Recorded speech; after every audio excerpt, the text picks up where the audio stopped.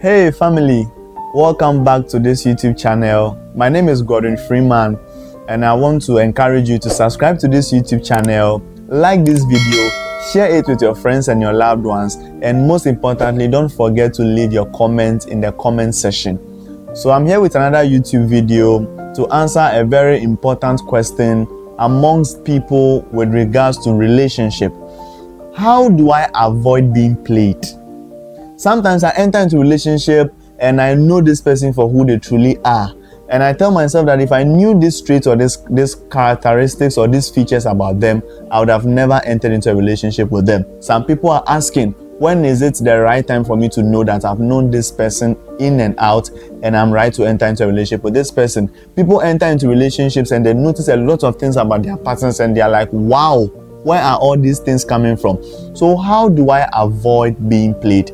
I'm here to help you with 3 keys that can help mitigate the chances of you being played by someone. Number 1, you need to be very observant. And one of the avenues that provides you the ability to observe this person in and out is friendship. Unfortunately, in our generation, because people are afraid of being friend zoned, they trash out the place of friendship in relationships. And when I talk about friendship, I'm not necessarily talking about the duration of the friendship, but the donation of the friendship. It is not much about the quality or about the quantity of the friendship than it is of the quality of the friendship. For you to know someone very well for who they are, you need to spend more time with them to know them for who they are. And I call this the 360 rule. You need to know the person 360. You need to know this person all year round. You need to have seen them when they are angry, when they are hungry, when they are sad, when they are desperate, when they are excited, when they are in dire need of something. You need to know them from January to December. You need to know every aspect of their life. And one of the avenues that provides you the platform to know them very well is friendship. So one thing about friendship you need to know is that it reduces tension. Another thing about friendship you need to know is that it reduces that tendency to be critical with your friend. So because of that, they can easily share their thoughts with you. Because of that, they can be honest with you because you have created that safe space and that safe environment for them to be very honest with you. And by so doing, they can even share a lot of things with you about themselves that you wouldn't have known if you were even interrogating them. And that is why talking stage for some people can become very intense. Talking stage for some people can become very good. Talking stage for some people can become very insightful because you can get the most and the best out of this person on the platform of friendship. But you see, if we enter into the friendship and the idea is about relationship, because sometimes you are desperate for the relationship, you are likely going to put your best foot forward. This person is likely also going to put their best foot forward. And sometimes, truth be told, they didn't lie to you. They were just trying to win you, and they had to do anything to win you. But unfortunately, when you enter into the relationship with them proper, then their real character begins to show. So the best thing you can do to save you of being played by any individual is become friends with them.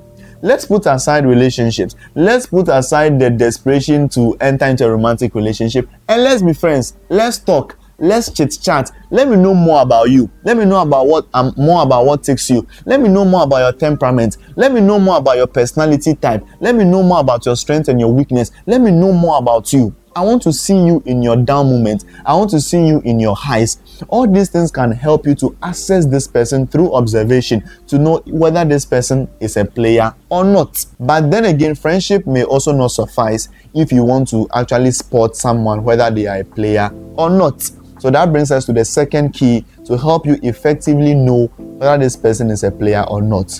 You need to be discerning. You need to listen to your intuition, and you need to be prayerful. You see, the friendship exposes the physical reality to you, but being discerning, listening to your intuition, and being prayerful reveals the spiritual aspects to you. So they can pretend and hide from you physically, but spiritually you can spot something. Your intuition can be telling you that no, God, there's something is off about this lady, or something is off about this gentleman. There is something off. I can't put my logic around it. I can't put my mind around it, but it looks like there's something off about this person. You need to listen to your intuition a lot. Your intuition is that part of you that tells you the truth by not giving you any facts. Your intuition is the part of you that tells you the truth to your face, but not being bold at it. So your intuition may not be bold to tell you that, gee, you need to leave this guy, you need to leave this relationship. No. but there will be an inner thought. There will be a thought within you, impressing upon you and telling you that there is something off about this guy. And you need to pay attention to that thought. I'm not saying that at the spur of it, you leave this person or you avoid relationship with this person totally. No, but you need to investigate on that little feeling that you are having within you. And that is why being discerning goes a long way to help you. Because trust me, friendship can take you by far. But for you to know them in total, for you to know the ins and outs about them, you need to be prayerful. You need to pray about them. Implore the prayer of inquiry first and not thanksgiving when you are choosing a partner. So before you start to pray and thank God for this partner, first pray and ask God about the partner. So before you implore the prayer of thanksgiving, learn to implore the prayer of inquiry so that you will know whether this person is the rightful person for you. And listen to me, they are a red flag if they take all your boxes but your intuition says no. They are still a very big red flag if on paper and through observation and inquiry this person looks good on paper, but by discerning and by prayer and by meditation it looks like there's something off about them. You need to also pay attention to them.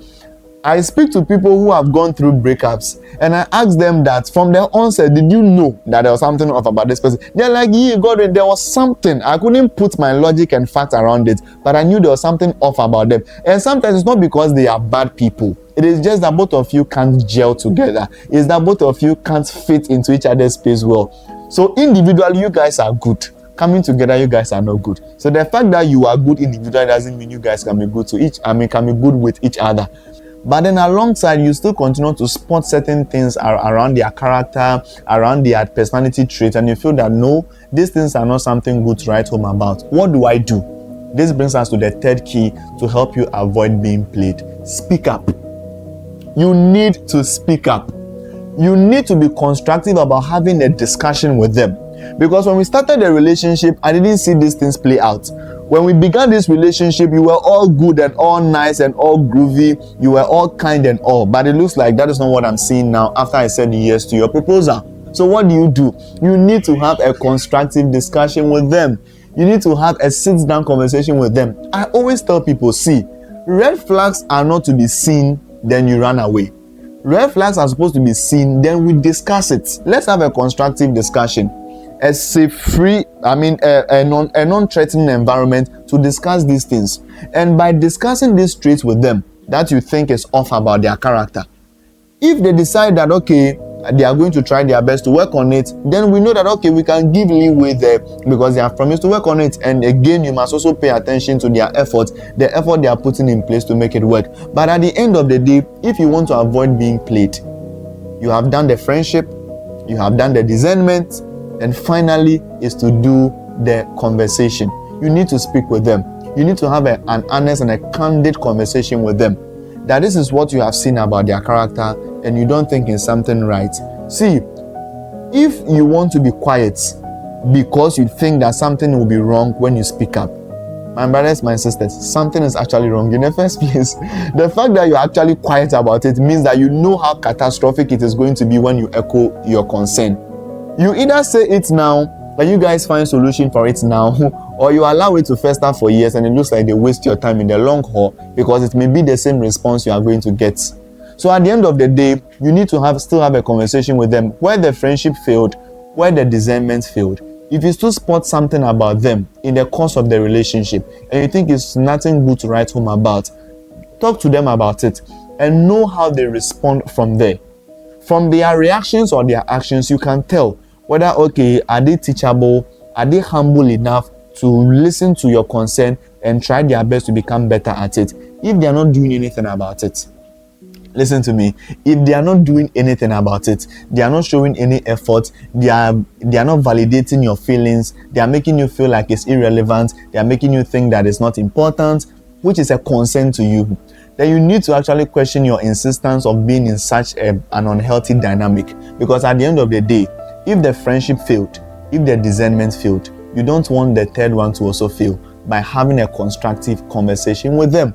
And I believe that by putting all these 3 keys together, you can save yourself from all the heartaches and all the heartbreaks and all the heart issues people are experiencing in their relationship life just because they failed to apply these 3 keys. Thank you for watching this YouTube video. Don't forget to subscribe to this channel to join the Healthy Life, Worthy Relationship family.